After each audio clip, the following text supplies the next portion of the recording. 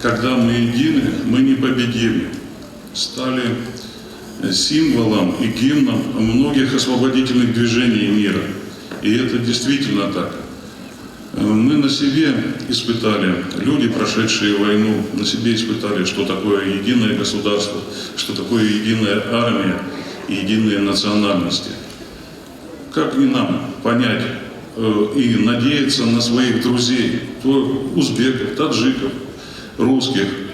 Несмотря на то, что происходили какие-то потрясения, трагедии, наша республика, она цвела в каком плане? Здесь появлялись новые народы. Здесь мы сейчас живем одной большой дружной семьей. У нас много национальностей. У каждой национальности своя культура, свои обычаи, свои традиции, национальный орнамент, да, костюмы. И мы решили сегодня, в День народного единства, соединить это все вместе и презентовать нашу многонациональную, многокультурную республику.